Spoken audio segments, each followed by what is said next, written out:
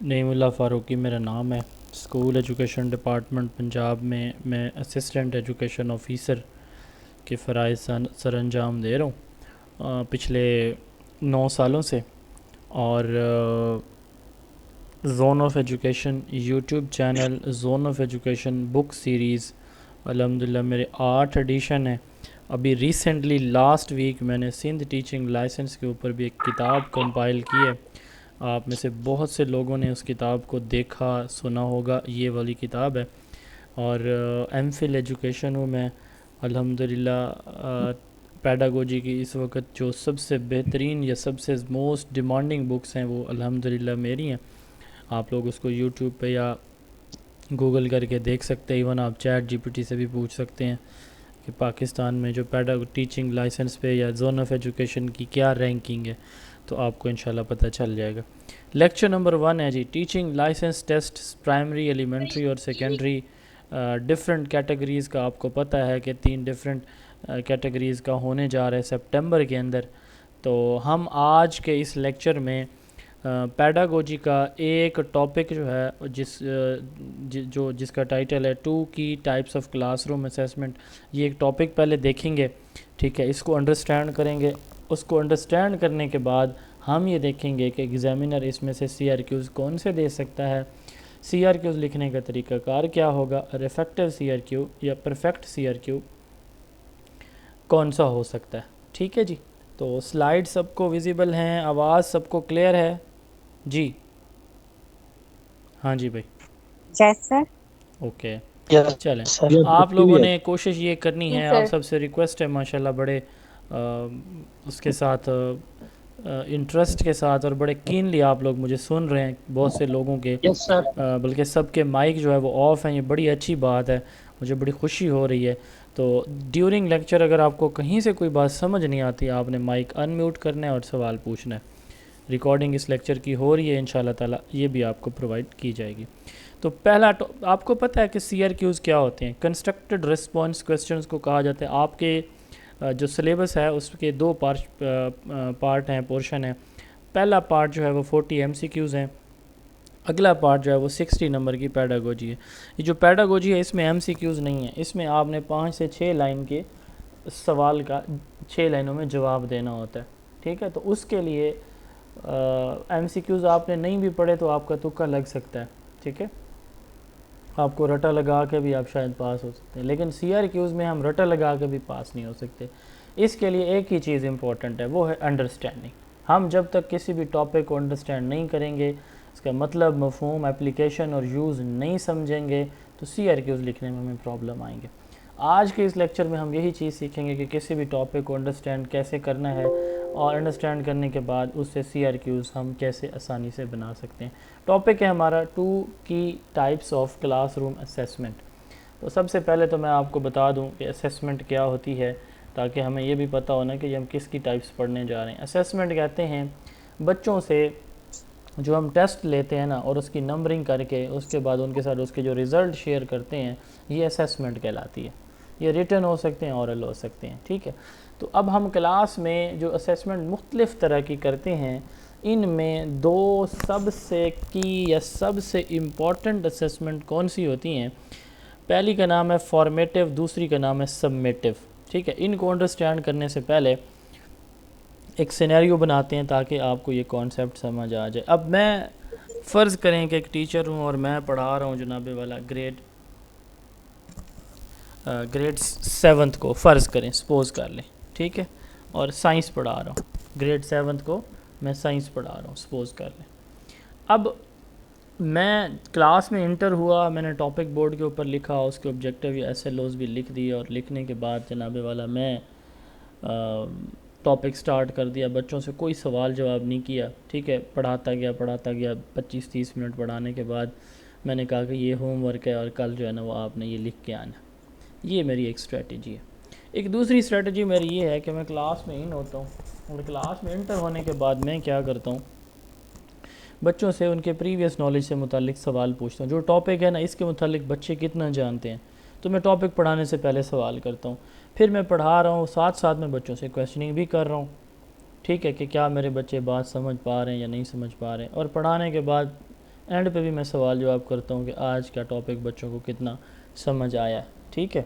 And पे भी मैं सवाल कर लेता हूँ। अब आप ये बताएं कि कौन सी मेरी स्ट्रेटजी इफ़ेक्टिव रहेगी, फर्स्ट वन या सेकंड वन? जी, second one. Second one second यकीनन, सर। यस यकीनन सेकंड वन। क्यों? क्योंकि सेकंड वन। इसमें मैंने बच्चों को इंगेज किया। असेसमेंट बड़ी इंपॉर्टेंट होती है क्लास में, ठीक है। मैंने यहाँ पे 3 डिफरेंट काइंड्स ऑफ असेसमेंट की बात की है, एक प्री असेसमेंट की, एक फॉर्मेटिव की और एक समेटिव की। वो तमाम सवाल जो मेरा उस्ताद क्लास में टॉपिक को स्टार्ट करने से पहले पूछता है, उनको हम प्री असेसमेंट कहते हैं। डायग्नोस्टिक असेसमेंट भी होती है वो। Sir diagnostic assistant. जी, क्या? मैंने कहा इसको डायग्नोस्टिक हाँ, डायग्नोस्टिक, डायग्नोस्टिक हाँ कैसे मैंने हैं सर बताया इसको? डायग्नोस्टिक असेसमेंट होती है, यस, प्री असेसमेंट या डायग्नोस्टिक असेसमेंट होती है। वो तमाम ओके, क्वेश्चन थैंक यू जो sir. Topic place start assignment कर, भी कह सकते हैं। प्लेसमेंट नहीं होती, वो मैं बताता हूँ। प्लेसमेंट और चीज़ है, उसमें हम किसी कोर्स में एडमिशन के लिए वो प्लेसमेंट असेसमेंट लेते हैं। अच्छा, यहाँ पे जब टीचर ने टॉपिक स्टार्ट कर दिया, ठीक है, अब ये देखें, ये समझ लें कि ये हमारा जो है ना, ये बिफोर टॉपिक है, ये एरिया, ठीक है, ये ड्यूरिंग टॉपिक है, ये वाला सारा, और ये एंड पे है ये, ठीक है। ये 3 पार्ट्स में हम लेक्चर को डिवाइड कर लेते हैं। तो बिफोर टीचिंग डायग्नोस्टिक असेसमेंट होती है, ड्यूरिंग टीचिंग को हम फॉर्मेटिव असेसमेंट कहते हैं। जितने भी सवाल टॉपिक शुरू करने से एंड तक टीचर जाके, यानी अब जी बस ये जी बच्चों आज हमने ये पढ़ लिया यहाँ तक, तो ये फॉर्मेटिव होगी। और पढ़ा अपना लेक्चर ख़त्म करने के बाद टीचर जनरल क्वेश्चन करता है कि क्या कितना कुछ आज मेरे बच्चों ने अचीव किया है, ठीक है। तो वो क्वेश्चन जो एंड पे होते हैं, लेक्चर को एंड करने के बाद होते हैं, उनको हम समेटिव असेसमेंट कहते हैं, ठीक है जी। तो ये बड़े सिंपल से 2 इसकी टाइप्स हैं और बहुत इजी हैं, इनको हम समझेंगे। अब हम चूँकि डायग्नोस्टिक आज हमारा टॉपिक नहीं है, प्लेसमेंट हमारा टॉपिक नहीं है, उनको हम इंशाल्लाह आगे रेगुलर सेशन में देखेंगे। हम फॉर्मेटिव और समेटिव को आज अंडरस्टैंड करेंगे कि ये दोनों क्या चीज़ें होती हैं, ठीक है। इनको बहुत अच्छी तरह से आसान अल्फाज में समझेंगे। फॉर्मेट किसको कहते हैं? फॉर्मेशन किसको कहते हैं? जी शाबाश। हाँ सर, फॉर्मेशन कहते हैं तैयारी को एक तरह से तैयारी, बनावट, बनाना। प्रिपरेशन, ऐसे है, स्ट्रक्चर कैसे बनाना, ऐसे ही है। जैसे जैसे स्ट्रक्चर है किसी चीज का टीचर बनाते हैं। बच्चों की लर्निंग की फॉर्मेशन कर रहा होता है, लर्निंग या उनकी उनकी उनको कुछ सिखा रहा होता है, उनकी कुछ डेवलपमेंट कर रहा होता है, उनके नॉलेज स्किल्स में इजाफा कर रहा होता है। तो ये एक प्रोसेस है, टीचिंग एक प्रोसेस है। तो जैसे हमने कहा कि किसी चीज़ को बनाने का जो तरीक़ाकार है वो क्या कहलाता है, वो फॉर्मेशन होती है। तो टीचिंग जब हो रही होती है तो ये फॉर्मेटिव, उस दौरान जो सवाल जवाब होगा वो फॉर्मेटिव असेसमेंट है। एक बहुत सिंपल सी एग्जांपल मैं अपने स्टूडेंट्स को देता हूँ, आपसे भी मैं वो सवाल पूछता हूँ। यहाँ पे जो ख़वातीन मौजूद हैं, फ़ीमेल्स, वो मुझे जवाब देंगी कि आप खाना बना रहे हैं, खाने बनाने के दौरान आप उसको टेस्ट करते हैं, उसको चेक करते हैं कि सही बन रहा है, नहीं बन रहा, कोई चीज़ कम ज़्यादा तो नहीं डल गई। तो एक ये है कि खाना बनाने के बाद आप उसको जाके टेस्ट करते हैं, कौन सी चीज़ के अंदर हम बेहतरी ला सकते हैं, कौन से खाने की डिश में। वो जो ड्यूरिंग कुकिंग हम जिसको चेक किया फॉर्मेशन, या अंड वाले को, जी जी, ड्यूरिंग ड्यूरिंग कुकिंग ड्यूरिंग, जब हम कुकिंग कर रहे होंगे, जब ड्यूरिंग खाना, कुकिंग हम During जब cooking। खाना प्रोसेस यानी बन रहा होगा, लेकिन ऐसा ही बात है। ये है कि आप जो है ना अच्छा यस, क्योंकि हम तब्दीली ला बिल्कुल ऐसे ही है। अच्छा अच्छा, एक और एग्जांपल भी ले लेते हैं। एक दर्जी है, वो कपड़े सिलाई कर रहा है, टेलर मास्टर है, वो कपड़े सिलाई कर रहा है। अब सिलाई करने के दौरान उसको कोई कमी बेशी नज़र आती है, वो उसको ठीक कर लेता है, उसको चेक करता है, कपड़ा उसके पास पड़ा है, सारा सूट सिलाई हो गया। सिलाई होने के बाद उसको नज़र आता है कि इसमें तो ये प्रॉब्लम है। तो कौन सी चीज़ को वो ठीक कर लेगा, ड्यूरिंग वाली को जब वो कर रहा है, या बाद वाली? जी, ड्यूरिंग इन दो एग्जांपल्स को अपने माइंड में बिठा लें, इन दोनों एग्जांपल्स को अपने माइंड में बिठा लें। सर ये तो आप सर सारी किताबी बातें कर रहे हैं, लेकिन बात ये है कि आप हेलो हाँ जी, कौन सी बातें करूं सर, किताब भी कर रहा हूँ, कौन सी करनी चाहिए मुझे? जी सर, क्या कह सर रहे हैं? आप, लेकिन इतना टाइम नहीं है किसी के पास कि वो- आप सर सीआरक्यूज पे फोकस करें।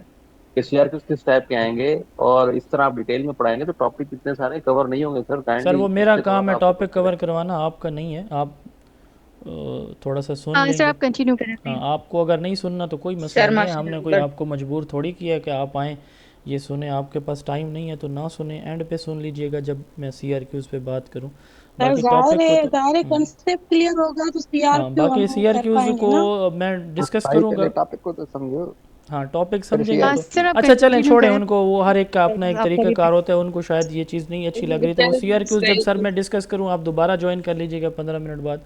अच्छा, बात मैं क्या कर रहा था फॉर्मेटिव असेसमेंट की, कि फॉर्मेटिव अब ये दोनों एग्जांपल आपने अपने माइंड में रखनी। सर आप टीचिंग कर रहे हैं, पढ़ा रहे हैं, पढ़ाने के दौरान आप क्या करोगे, बच्चों को मुसलसल बच्चों से सवाल जवाब करोगे।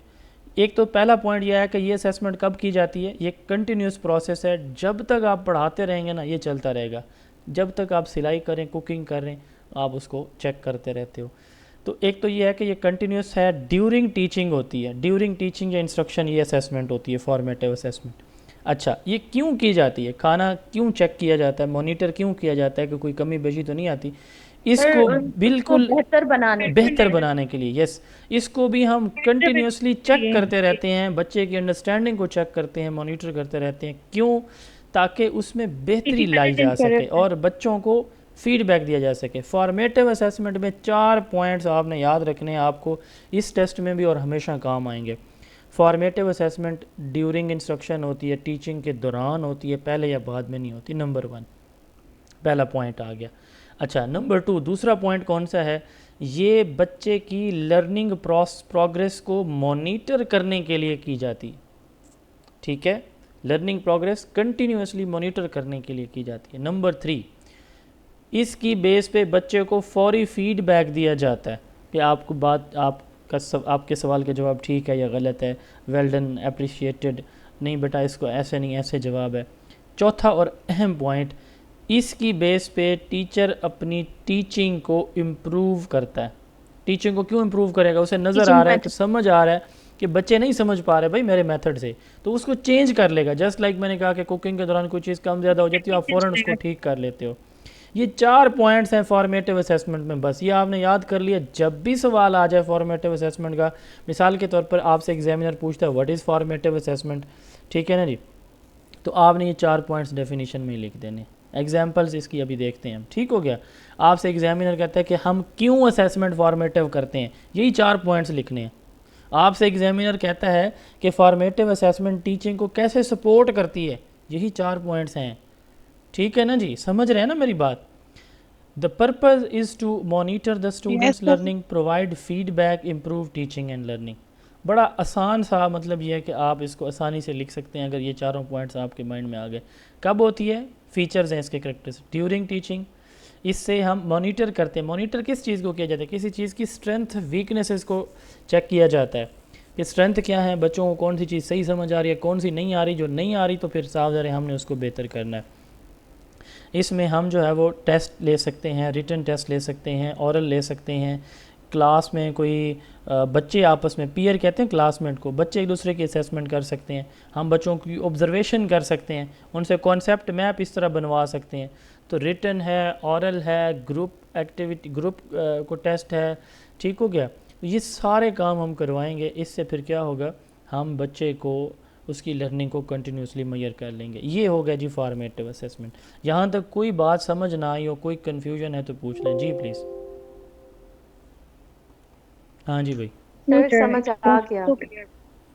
अच्छा आगे देखिए, दूसरा क्वेश्चन है, दूसरा इसका सब टॉपिक है, दूसरी टाइप है सबमेटिव असेसमेंट। सम अप किसको कहते हैं जी, summarise, sum up. Sum up करना, सम 4 पॉइंट्स मैंने बताए हैं, सॉरी 4 पॉइंट्स मैंने बताए हैं। हाँ सॉरी, ये मैं रिपीट कर रहा हूँ, किसी ने कहा रिपीट करें फॉर्मेटिव के 4 पॉइंट्स।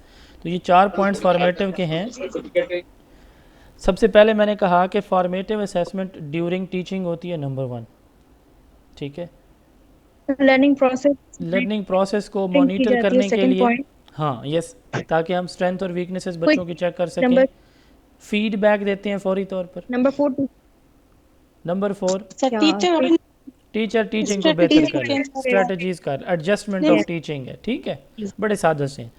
अच्छा, सबमेटिव में बात कर रहा था, सम अप कब करते हैं हम, किसी चीज़ की समरी कब बयान करते हैं, शुरू में, दरमियान में, आखिर पे, सब कुछ सब समझने के बाद? जी आखिर में सर, आखिर में करते हैं, eight the and eight the end of the session, के एंड में eight the end of the topic, eight the end of the lecture, eight the end of the unit. जैसे मैंने कहा कि कुकिंग के बाद आपने उसको टेस्ट किया, ठीक है, सर मुझे भी पढ़ाओ। तो कुकिंग के बाद या कपड़ा सिलाई करने के बाद आपने जो है ना उसको चेक किया, तो ये समेटिव होता है। सम अप कब हम करते हैं, किसी चीज़ की एंड पे, कंक्लूसिव चीज़ होती है ये। तो भाई मैंने अब 20 मिनट बच्चों को पढ़ाया, 6ठी क्लास 7वीं क्लास में, 20 मिनट पढ़ाने के बाद मैंने क्या किया, मैंने उनसे 4-5 सवाल किए, वो जो अब तक मैं पढ़ाता रहा। अब यहाँ पे मेरा मकसद उनकी अंडरस्टैंडिंग चेक करना नहीं होगा, मेरा मकसद यहाँ पे ये होगा कि बच्चों ने आज के लेक्चर में से कितना कुछ अचीव कर लिया, कितना कुछ उन्होंने गेन किया, क्या उनके नॉलेज में चेंज आया है, उनके लेवल ऑफ नॉलेज में कहाँ से कहाँ तक डिफरेंस आया है, ठीक है। मिसाल के तौर पर बच्चों को नहीं पता था कि पानी पीने की 6 सुन्नतें ये हैं, और आज हमने पढ़ा दिया तो कितने बच्चों को 6 याद हो गई हैं, कितनों को 4 याद हैं, कितनों को 3 याद हैं। ये समेटिव असेसमेंट हम एंड पे करते हैं, assessment that takes place at the end of the learning period. अब इसके भी पॉइंट्स याद कर लें, ठीक है, इसके 4 नहीं है, 3 पॉइंट्स हैं। पहला पॉइंट कि एंड पे होगी, समेटिव असेसमेंट कब होती है, पहला पॉइंट कि ये हमेशा एंड पे होगी, ठीक है। अच्छा, दूसरा पॉइंट, चलें इसके भी 4 मैं बता दूँ, इसमें हम बच्चों की लर्निंग प्रोग्रेस को इवेलुएट करते हैं। इवेलुएशन का मतलब होता है जजमेंट। जजमेंट किसको कहते हैं, जजमेंट उसको कहते हैं किसी चीज़ को सही, ठीक या गलत करार देना, ठीक है ना। जज के पास जब फैसला जाता है ना किसी भी केस का, तो वो ये कहता है कि ये गिल्टी है, ये गिल्टी नहीं है। इवेलुएशन में हम यही चीज़ देखते हैं कि बच्चों ने आज सही सीखा या नहीं सीखा। तो नंबर 1 हम कब करते हैं, एंड पे, और बच्चों की लर्निंग को इवेलुएट करते हैं। नंबर 3, इवेलुएशन में हम इसमें अचीवमेंट देखते हैं कि बच्चों ने कितना कुछ अचीव किया है, और इसकी बेस पे डिसीजन मेकिंग होती है, ठीक है, डिसीजन मेकिंग होती है। मिसाल के तौर पर कोर्स या यूनिट के एंड पे जब ये इंस्ट्रक्शन हम करेंगे तो हम कहेंगे कि ये बच्चे अगली क्लास में जा सकते हैं, अगले ग्रेड में जा सकते हैं या नहीं जा सकते, क्योंकि ये फाइनल एग्ज़ाम भी समेटिव असेसमेंट होते हैं। लेक्चर के एंड पे जो असेसमेंट की जाती है वो भी समेटिव असेसमेंट होती है। तो इसकी बेस पे डिसीजन मेकिंग किया जाता है, ठीक है। 4 पॉइंट्स मैं रिपीट कर रहा हूँ। सबसे पहले तो ये आखिर पे होती है, पहला पॉइंट। दूसरा, इसमें हम बच्चों, जी मुझे ना एक जो आपने अभी कहा कि समेटिव फॉर्मेट में एंड ऑफ द लेसन आपने कहा कि वो भी समेटिव होता है, हाँ मैं बताता हूँ, मैंने ये सब पढ़ा है मैं आपको बताता हूँ। लास्ट टाइम मैंने टेस्ट, जी तो उसमें भी एक सवाल कि एंड ऑफ द लेसन आप उसको फॉर्मेटिव कहेंगे या समेटिव कहेंगे। तो वहां पर भी मैंने पढ़ा हुआ था कि सबमिट होता है, मैंने सबमिट किया, वो मेरा क्वेश्चन गलत था। जब मैंने आके चेक किया तो जो सबमिटिव होता है वो एंड ऑफ द कोई लॉन्ग एग्जाम्स, आप एनुअल एग्जाम्स कह लें या कुछ इस टाइप का ना। मैं बताता हूँ, मैं डिफरेंस ओके मैं बताता हूँ सर। 4 पॉइंट्स में जी सर, रिपीट मैंने कर, भी बीए हाँ मैं बताता हूँ, जी सर, आई थिंक सबमिटिव होते हैं वो ग्रेडेड, आपके जो ग्रेडेड मैं बताता असेसमेंट्स हूँ, होते हैं, मैं बताता हूँ, मैं इनका बिल्कुल क्लियर करता हूँ, परेशान ना हूँ, मैं बताता हूँ। कभी भी एंड ऑफ द लेक्चर जो असेसमेंट होती है वो फॉर्मेटिव नहीं होती। आप किसी भी जगह से चेक कर लें, अभी चेक कर लें बेशक। नहीं सर, सुने, पूरी बात सुन लें, पूरी बात पहले मेरी बात का जवाब सुन लें, मैं सवाल लेता हूँ। अब जब हम सबमिटिव असेसमेंट की बात करते हैं ना, तो सबमिटिव असेसमेंट के टाइम फ्रेम की हम बात करेंगे अब यहाँ पे। अब मिसाल के तौर पर मेरा आप लोगों से एक सवाल है कि आप लोगों ने एक सेमेस्टर में 6 माह पढ़ाते रहे, कितने, 6 माह। उस 6 माह के दौरान जितने भी आपने टेस्ट लिए ना, पहले महीने, दूसरे महीने लिए, तीसरे में, चौथे में, 5वें में, 6ठे में, तो ड्यूरिंग कोर्स, ड्यूरिंग प्रोग्राम आप जितने भी टेस्ट लेते रहे, ये सारे अब फॉर्मेटिव कहलाएंगे। वो तो आप मतलब लेते रहे हैं, थ्रू आउट द कोर्स लेते रहे हैं, ठीक है, ये फॉर्मेटिव हो जाएंगे। लेकिन इसी 6 माह के एंड पे जो फाइनल एग्ज़ाम आप लेंगे ये सबमेटिव हो जाएगा 6 माह के एंड पे, ठीक है। अब यहाँ पे टाइम का डिफरेंस है। जब आप एक कोर्स की बात करेंगे, पूरे कोर्स के दौरान जो लेक्चर लिए वो फॉर्मेटिव हो जाएंगे और आखिरी वाला सबमेटिव हो जाएगा। अब लेक्चर पे आते हैं, ठीक है। अब एक लेक्चर की हम बात करते हैं। अब लेक्चर में शुरू में भी सवाल होते हैं, ये शुरू वाले, बिफोर वाले, ठीक है, ये ड्यूरिंग वाले और ये आफ्टर वाले। अब देखें यहाँ पे एक लेक्चर के दौरान जितने भी आपने सवाल किए ये सारे के सारे फॉर्मेटिव होंगे लेक्चर के दौरान, बट लेक्चर को कंक्लूड करने के बाद अगर आप उनसे सवाल जवाब करोगे तो ये भी सबमेटिव कहलाएंगे, ठीक है। लेक्चर को आप जब कंक्लूड कर लोगे और उसके बाद जो सवाल करोगे, अब यहाँ पे अगेन टाइम का एलिमेंट आएगा कि जब एक लेक्चर के दौरान आप ड्यूरिंग लेक्चर सवाल करोगे तो वो फॉर्मेटिव है, आफ्टर लेक्चर करोगे वो सबमेटिव है। एक कोर्स की बात आएगी, ड्यूरिंग कोर्स आप सवाल करोगे वो फॉर्मेटिव है, एंड वाले सबमेटिव हैं, ड्यूरिंग वाले फॉर्मेटिव। क्लियर जी ये पॉइंट? सर जो मिड एग्जाम्स होते हैं वो भी फॉर्मेटिव में आएंगे ना? नहीं, कौन से? वो सबमेटिव मिड एग्जाम्स होते हैं। हाँ, मिड एग्ज़ाम देखें, मिड एग्ज़ाम जो यूनिवर्सिटीज़ के अंदर सेमेस्टर सिस्टम में मिड एग्ज़ाम होते हैं ना, वो फॉर्मेटिव नहीं है, क्योंकि वो आपके ऐसा इम्तिहान जो आपके फाइनल ग्रेड के अंदर जिसका जो शामिल किया जाता है ना, वो सबमेटिव में आता है, ठीक है। अगर कोई टेस्ट लेता रहा है स्कूल या टीचर खुद से कोई टेस्ट वगैरह लेते रहे तो वो फॉर्मेटिव में आ जाएंगे। क्लियर जी डिफरेंस? जी जी आप 2-3 लेक्चर लेते हैं तो टेस्ट लेते हैं, वो फॉर्मेटिव हुई सबमेटिव हुई, क्योंकि हमारा लेक्चर अभी कोर्स कंप्लीट तो नहीं हुआ, तो फिर वो कौन सी हैसियत में? देखिए मैं वही बात समझाने की कोशिश कर रहा हूँ ना। आप एक, सॉरी मैडम मैं जवाब दे लूँ, एक लेक्चर के दौरान सवाल आप पूछ रहे हैं बच्चों से, वो फॉर्मेटिव है। उसी लेक्चर को कंक्लूड करने के बाद एंड पे 2-3 क्वेश्चन करते हैं, वो सबमेटिव हैं। अब आप आ जाते हैं, लेक्चर को छोड़ देते हैं, अब आप आ जाते हैं पूरे सेशन की बात कर लेते हैं, पूरे कोर्स की बात कर लेते हैं। तो अब उस कोर्स के दौरान जितने भी आप टेस्ट लेते रहोगे वो फॉर्मेटिव होंगे, एंड वाला जाके सबमेटिव हो जाएगा। क्लियर? क्वेश्चन ये है कि अगर सपोज हम एक कोर्स करें बीएसए मिसाल एग्जांपल, तो उसके दौरान सेमेस्टर्स आते हैं, जो फाइनल एग्जाम होता है वो भी हमारा मैडम मेरी बात सुने, जो सेमेस्टर एग्जाम है ना, सेमेस्टर के चाहे वो मिड टर्म है या फाइनल, वो सबमेटिव होते हैं।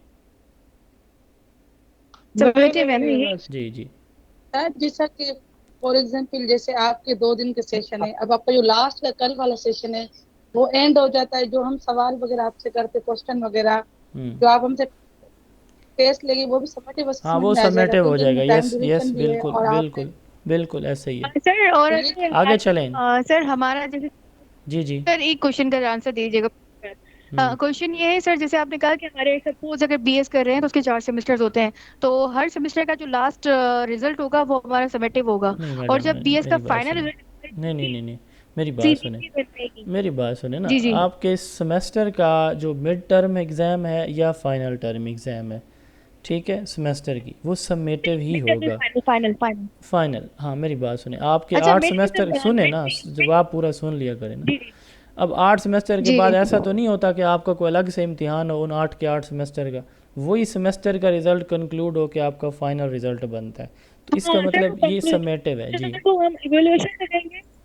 इवैल्यूएशन को फिलहाल छोड़ दें, इवैल्यूएशन ही होती है लेकिन उसको छोड़ दें, ये सबमेटिव असेसमेंट इसको कहते हैं, ठीक है। ओके अच्छा okay thank you so much. आगे देखें जी, इनका डिफरेंस देखते हैं। मेरा ख्याल है कि एक्सक्यूज मी सर जी मेरा ख्याल है कि इनको क्लियर होना चाहिए कि ऑनगोइंग असेसमेंट जो होती है वो फॉर्मेटिव होती है, ऑनगोइंग यस, और जो एंड ऑफ यूनिट असेसमेंट होती है। बिल्कुल बेहतरीन जनाब आपने आंसर किया। अच्छा देखें, फॉर्मेटिव असेसमेंट कब होती है? ड्यूरिंग लर्निंग प्रोसेस होती है। ये कब होती है? And of the unit, and of the course होती है। जैसे मैंने कहा कि कुकिंग कर रहे हो तो बेहतरी हो सकती है, पढ़ा रहे हो, पढ़ाने के दौरान बच्चे नहीं समझ पा रहे तो उनको आप बेहतरीन तरीके से नई एग्जाम्पल के साथ, नए मेथड के साथ पढ़ा सकते हैं, लर्निंग को इम्प्रूव कर सकते हो। लेकिन समेटिव असेसमेंट में सिर्फ मैयर कर सकते हो कि क्या सीखा क्या नहीं सीखा। Formative continuous and on going होती है, और ये सबमेटिव फाइनल होती है या इंटरवल पे होती है। इंटरवल से मुराद एक स्पेसिफिक टाइम के बाद, जैसे हमारी मिड और फाइनल एग्जाम होते हैं सेमेस्टर के अंदर, इसकी बेस पे हम फौरी फीडबैक देते हैं। मैं ये कंक्लूड कर लूँ फिर सवाल लेता हूँ। इसकी बेस पे हम फौरी फीडबैक देते हैं, और इसकी बेस पे हम रिज़ल्ट ये ग्रेड सर फाइनल ये करते वापस हैं। फिर से आ मैडम गया, आप प्लीज़ पेंडिंग मैं बताया ये था कंप्लीट और कर लूँ फिर सेकंड सवाल लेता हूँ। अच्छा, फॉर्मेटिव की बेस पे हम बच्चे की स्ट्रेंथ और वीकनेसेस आइडेंटिफाई कर लेते हैं, इसकी बेस पे हम उसकी परफॉर्मेंस को ओवरऑल जज करते हैं। ये इनफॉर्मल होती है यूजुअली, इसके लिए यस बाकायदा कोई टेस्ट या बाकायदा कोई प्लान या स्ट्रक्चर नहीं होता कि ये चीज़ें पूछेंगे, जो जहन में आया, जो सिचुएशन के मुताबिक सवाल आया हम पूछ लेते हैं। ये फॉर्मल होते हैं, बाकायदा स्केजुअल, बाकायदा डेट शीट, बाकायदा एग्ज़ाम, बाकायदा उनकी मार्किंग वगैरह वगैरह। ठीक है, इससे टीचिंग मेथड इम्प्रूव होते हैं और इसकी बेस पे हम बच्चों को सर्टिफिकेट देते हैं। जी अब पूछें जो सवाल पूछ रही थी। जी मैडम। हाँ जी सर सवाल नहीं पूछा सर अभी एक्सक्यूज तक मी सर। आपने किया। जी सर मेरा सवाल हाँ पूछें। जो आपने ये समझाया ये समझ में आ गया, तो इनका डिफरेंस समझ आ गया। अब इनके जो की फीचर्स है वो याद करने, उसके बाद हमें सीआरक्यू लिखने में आसानी हो जाएगी। हाँ यही तो मैंने बताया है कि आप इनके जो की पॉइंट्स हैं ना, ये समझ जाओगे ना जब, कि इनमें इनका मतलब क्या है, मकसद क्या है, क्यों यूज़ की जाती है, कब की जाती है, तो उसमें लिखने में बड़ी आसानी होगी। मैं अभी बात करता हूँ इसके ऊपर, ठीक है। अच्छा मेरी सर हम सबमिटिव असेसमेंट में ये एक पॉइंट ऐड कर सकते हैं कि सबमिटिव असेसमेंट की बेस पर हम जो है टीचिंग अपनी इम्प्रूव कर सकते हैं। देखें, सबमिटिव की बेस पे आप कैसे इम्प्रूव करोगे। मिसाल के तौर पर आप पूरा साल पढ़ाते रहें, पढ़ाने के बाद आपने साल के आखिर पे बच्चों का टेस्ट लिया, एग्ज़ाम लिया और एग्ज़ाम में फ़ेल हुए या पास हुए, तो आप कैसे बेहतर कर सकते हो अपनी टीचिंग को उन बच्चों के लिए? नहीं कर सकते हम। फॉर्मेटिव में कर सकते लेकिन हैं, यूनिट फॉर्मेटिव के एंड सुन पर भी लेना। तो हो सकते हैं। हाँ यूनिट के एंड पे हो सकती है, जी जी उसकी सर। यूनिट के एंड पे हो सकती है, यूनिट के एंड पे, साल के एंड पे वाली बात नहीं है। इसमें ना फॉर्मेटिव में ये चीज़ होती है बड़ी मतलब ये कि इफ़ेक्टिव होती है कि हम अपनी टीचिंग को और बच्चे की लर्निंग को इम्प्रूव कर सकें, ज़्यादा बेटर वे में हम फॉर्मेटिव में कर सकते हैं।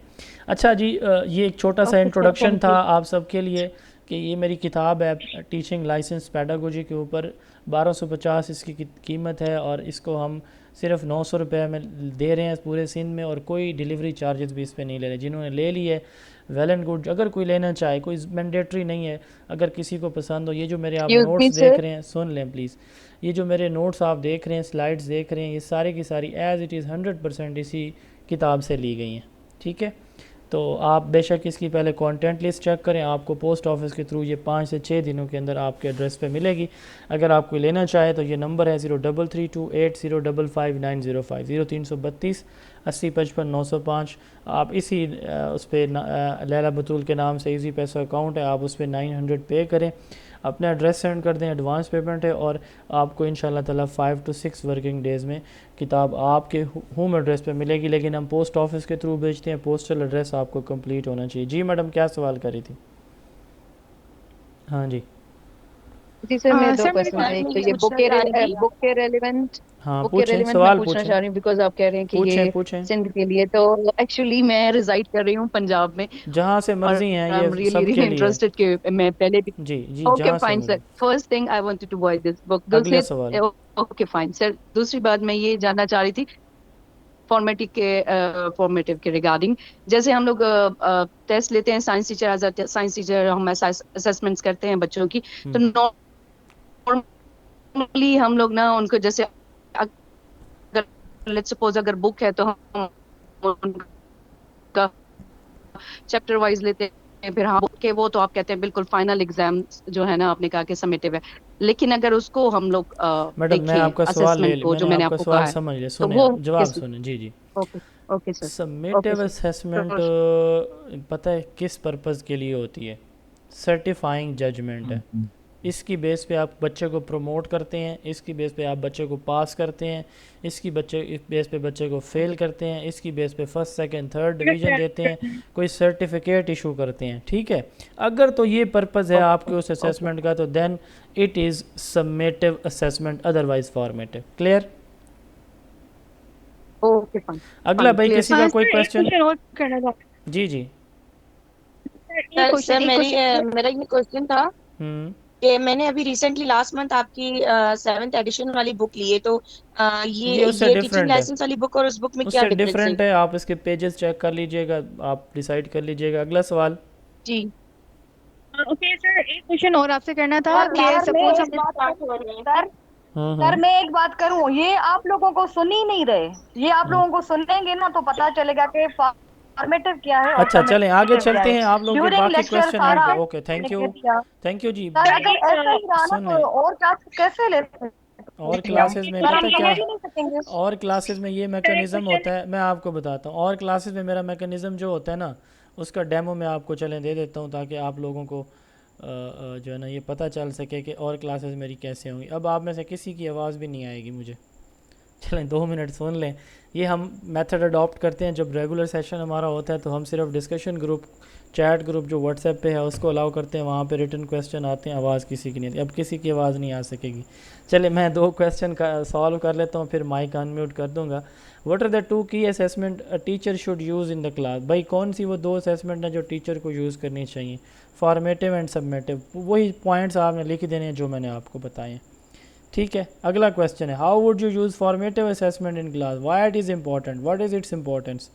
फॉर्मेटिव असेसमेंट को कैसे यूज़ करेंगे? भाई मैं इसको ड्यूरिंग टीचिंग यूज़ करूँगा, ठीक है, माइक अनम्यूट है। इसको मैं ड्यूरिंग टीचिंग यूज़ करूँगा टू चेक द अंडरस्टैंडिंग, बच्चों को फौरी फीडबैक दूंगा, ठीक है, मतलब ऑब्जर्वेशन से, थंब अप से, पेयर एक्टिविटीज़ से, एग्ज़िट स्लिप से मुराद ये है कि बच्चे खड़े हैं जिसको जवाब आए वो बैठ जाए, ठीक है, या बच्चे बाहर आए हुए हैं उसमें ग्रुप की शक्ल में, जिसको जवाब आता जाए वो बैठता जाए अपनी जगह पे। तो इसकी बेस में अपनी टीचिंग को एडजस्ट करूँगा, इसी की बेस में बच्चों को फौरी फीडबैक दूंगा और ये कंटिन्यूस रहेगी।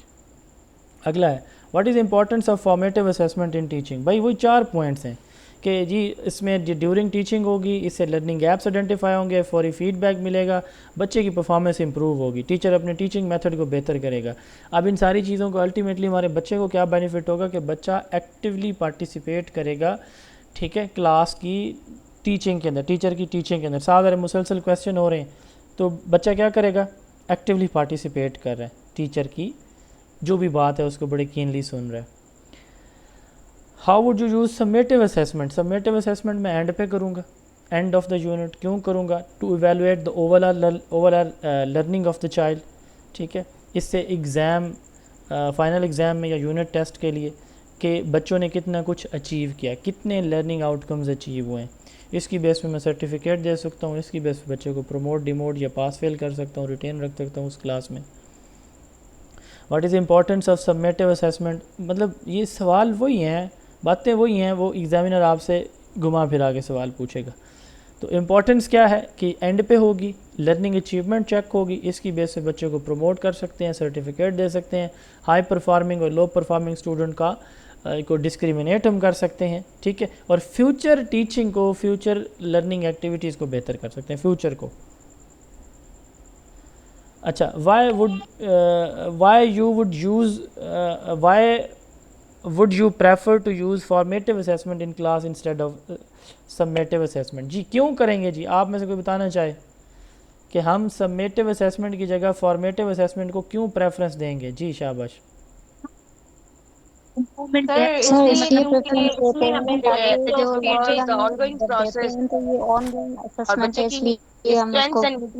पता चल जाती हैं, कहाँ गैप से हम उनको फर्दर कैसे इम्प्रूव कर सकते हैं। एग्जैक्टली फॉर्मेटिव असेसमेंट इसलिए इम्पॉर्टेंट है क्योंकि ये ड्यूरिंग टीचिंग होती है, इससे बच्चे की लर्निंग गैप्स हम आइडेंटिफाई करते हैं, कहाँ से बच्चे की मिसअंडरस्टैंडिंग मौजूद है, उसकी बेस पे बच्चे को फीडबैक देते हैं, बच्चे को अपनी कमज़ोरियों का पता चल जाता है, टीचर अपनी टीचिंग को एडजस्ट कर लेता है, ठीक है। जबकि सबमेटिव असेसमेंट सिर्फ एंड पे होती है, उस वक्त अगर एक बच्चे को समझ नहीं आई पूरा लेक्चर और एंड पे जाके हमने क्वेश्चन किया और बच्चा भी नहीं समझ पाया तो हम कुछ भी नहीं कर सकते उस वक्त। तो इसलिए हम प्रेफर करेंगे फॉर्मेटिव असेसमेंट को। जी जी इसलिए मैं आपसे क्वेश्चन, देखिए ये अभी जो मेरा क्वेश्चन है ना, ये फॉर्मेशन की तरफ है, सबमिशन हो जाएगा सर तो मेरा क्वेश्चन पूरी जो आपकी जो ये टीचिंग मेथड है ना, ये वहीं का वहीं रह जाएगा और मेरे दिमाग में जो क्वेश्चन फिन कर रहा है वो फिन करता रहेगा। सवाल पूछे ना, पूछ लो सर। इतनी देर में आपने बात की, इतनी देर में 3 सवालों के जवाब मैंने दे देने थे। जी सॉरी सर क्वेश्चन ये है कि सपोज आप हमें पेडागोजी पढ़ा रहे हैं, क्या 100% टीचिंग क्लासेस में पेडागोजी ही आएगा या कुछ इसकी परसेंटेज मजीद कुछ हो रहा है? उसके हवाले से प्लीज गाइड कर मैंने दीजिए। शुरू में बता दिया 40% MCQs हैं आपके जनरल नॉलेज के, जो आप स्कूल के सब्जेक्ट हैं उनमें से 60% पेडागोजी है, ठीक है। सर 40% की प्रिपरेशन हम किस तरह करें, थोड़ा गाइड कर दें प्लीज। वही जो आप पढ़ा रहे हैं बच्चों को, तो वही करवा तो रहे हैं ना, फिर वही अब तो वो पढ़ा रहे कोर्स हैं, जो क्या बच्चों होगा? को इंग्लिश पढ़ा रहे हो, साइंस पढ़ा रहे हो, मैथ पढ़ा रहे हो, उन्हीं में से सवाल आएंगे MCQs based. How does formative assessment improve student learning? Formative assessment बच्चे की लर्निंग को कैसे बेहतर करती है? फॉर्मेटिव असेसमेंट से टीचर बच्चे के लर्निंग गैप आइडेंटिफाई करके उनको फीडबैक देता है, उनको बताता है कि भाई यहाँ से आपकी वीकनेसेस हैं, इनको ऐसे ऐसे आपने इम्प्रूव करना है। टीचर उनका फैसिलिटेटर बन जाता है, टीचर को पता चल जाता है कि यहाँ पे मसाइल आ रहे हैं इन एरियाज़ में, तो वो अपनी टीचिंग को भी लेवल ऑफ स्टूडेंट के अकॉर्डिंग एडजस्ट कर लेता है। लास्ट क्वेश्चन है, why should teacher use both formative and summative assessment? Teacher को दोनों क्यों यूज़ करनी चाहिए? फॉर्मेटिव का लिख देना है कि ये इस वजह से करनी चाहिए, 4 पॉइंट्स वही वाले। और सबमेटिव हम इसलिए करते हैं ताकि हमें कंप्लीट पिक्चर मिल जाए आज के लेक्चर की, इस पूरे कोर्स के कि बच्चों ने कितना कुछ यहाँ से अचीव किया है। ठीक हो गया? तो इसकी बेस पे चूँकि हम टीचिंग को बेहतर करते हैं फॉर्मेटिव की बेस पे, और सबमेटिव की बेस पे हमने डिसीजन मेकिंग करनी होती है, तो दोनों की इंपॉर्टेंस है। लेकिन अगर आप ये पूछा जाए कि कौन सी कंपैरेटिवली ज़्यादा इंपॉर्टेंट है, तो हम कहते हैं फॉर्मेटिव है। तो ये 10 और 11 2 दिन मैंने लाइव डेमो सेशन रखे हुए हैं। इंशाल्लाह कल भी इसी टाइम में आपका, आज मेरी तबीयत बहुत ज़्यादा ख़राब थी, बट चूँकि हमारा एक स्केजूल दिया हुआ था, तो मैंने कहा कि इंशाल्लाह ताला कमिटमेंट अपनी पूरी करेंगे। और मुझे शदीद किस्म का हेडेक हो रहा है इस वक्त, लेकिन मैंने कहा चलें कमिटेड हैं हम इंशाल्लाह ताला अपने काम के साथ। तो कल भी इंशाल्लाह अल्लाह ताला ने ज़िंदगी दी और सेहत दी, तो कल इंशाल्लाह इसी वक्त आपका सेकंड लाइव डेमो लेक्चर होगा। हम अपने रेगुलर सेशन में अभी आपको ग्रुप में, जो डेमो ग्रुप हमारे 2 बने हुए हैं, दोनों में आपको PDF नोट्स मिलेंगे, यही जो आपने इस वक्त देखे हैं। रिकॉर्डेड लाइव लेक्चर भी होगा, प्लस आपको रिकॉर्डेड लेक्चर भी हम देंगे। आज लाइव आप ले रहे हैं, रिकॉर्डिंग भी हम आपको देंगे, सुन लें। चैप्टर वाइज हम वीकली CRQs टेस्ट लेते हैं, सॉल्व CRQs प्रोवाइड करते हैं, और प्रैक्टिस टेस्ट भी आपका एंड पे होगा इंशाल्लाह ताला। रजिस्ट्रेशन का प्रोसेस, अगर कोई आज करवाना चाहता है, कल करवाना चाहे, कल का लेक्चर ले लें। हमारी रजिस्ट्रेशन फ़ीस है सिर्फ 1200 रुपये। इसमें हम सिर्फ पेडागोजी करवाएंगे। लाइव लेक्चर होंगे, रिकॉर्डेड लेक्चर भी साथ दिए जाएंगे और नोट्स भी दिए जाएंगे। रजिस्ट्रेशन फ़ीस है हमारी सिर्फ और सिर्फ 1200 रुपये। इसमें अगर कोई हमारे से बुक भी साथ लेना चाहता है रजिस्ट्रेशन फ़ीस में, तो हमने उनके लिए मज़ीद 100 डिस्काउंट ऑफ़र कर दिया है। 2000 रुपये में हम सेशन में भी उनको सेशन में भी इनरोल कर लेंगे, और बुक भी उनके होम एड्रेस पे 800 में, यानी टोटल 2000 रुपये में हम उनको बुक के साथ जो है ना वो ये सेशन जो है वो ऑफ़र करें। तो सेशन की रजिस्ट्रेशन का प्रोसेस है 033280555905। लैला बतूल के नाम से इजी पैसा जैज़ कैश शो होगा, आप इस पर अपनी फ़ीस पे करें, हमें स्क्रीनशॉट भेजें। सिर्फ ग्रुप ज्वाइन करना है तो 1200 फ़ीस है, साथ बुक लेनी है तो 2000 फ़ीस है। कोई प्रॉब्लम आज के लेक्चर से, कोई और क्वेश्चन है तो आप लोग पूछ सकते हैं। जी प्लीज़। आपका जो सर मेरा एक पूरा क्वेश्चन टाइम है कि जी सर, क्या कह रहे हैं?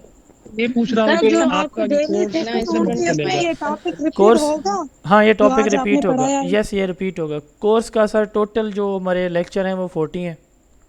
सर, 54 ये पूछ रहा हूँ कि कितने महीने कोर्स चलेगा? 2 महीने। हाँ, बड़ा इंपॉर्टेंट क्वेश्चन है। 2 मंथ का ये कोर्स होगा, ठीक है। इसमें हम मिड टेस्ट भी लेते हैं, यानी 20-22 लेक्चर के बाद हम 1 वीक ब्रेक देते हैं। शुरू के जो आपके 3 से 4 वीक होंगे, उसमें आपका 2 दिन लेक्चर 1 दिन ऑफ, 2 दिन लेक्चर 1 दिन ऑफ, ताकि आपका एक रिदम बन जाए। लेकिन 3 वीक्स के बाद हम सिर्फ संडे को ऑफ करेंगे, ठीक है। 3 वीक्स के बाद सिर्फ संडे ऑफ होगा फिर, और उसके बाद फिर जो है ना, मतलब जी ये हमारा पैटर्न होगा। और कोई सवाल जी?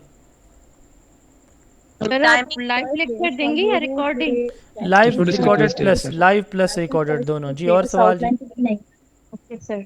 जी सर जो सबमिटिव असेसमेंट वो सर जस्ट मेरा क्वेश्चन ये था कि मैंने बुक ऑर्डर किया है सर, वो पेमेंट भी कर दी है 1 जून को, अभी तक मुझे रिसीव नहीं हुआ है। तो फिर उन्होंने पोस्ट वाली वो ट्रैकिंग आईडी दी आप जो वो मैंने वो भी चेक 0332 की है, वाले उसमें भी नहीं नंबर आया। पे मैसेज कर दें, उसको चेक करके आपको कल बताएंगे इंशाल्लाह। सर मैंने किया है, हफ्ता हो गया है, वहां पे कोई रेस्पॉन्स नहीं मिल रहा है सर। ये हो ही नहीं सकता, आप अभी मैसेज करें, मैं देखता हूँ उसको खुद ही। आगे कोई सवाल जी? समेटिव टाइमिंग ये नहीं होगी, क्योंकि ऑलरेडी मेरा एक सेशन चल रहा है, उसमें 25 लेक्चर हो चुके हैं, उनकी ये टाइमिंग चल रही है। जी मैं आपका सवाल लेता हूँ। तो टाइमिंग इससे पहले होगी, यानी मगरिब से पहले की कोई टाइम हम रखेंगे। आपको पता है छुट्टियाँ हैं, तो दिन का जो टाइम आप कहेंगे रख लेंगे हम। जी मगरिब के बाद मैं बिज़ी होता हूँ, मेरे यहाँ पे लेक्चर। और कोई सवाल? जी मेरा भी बुक का सवाल है और टेस्ट में क्या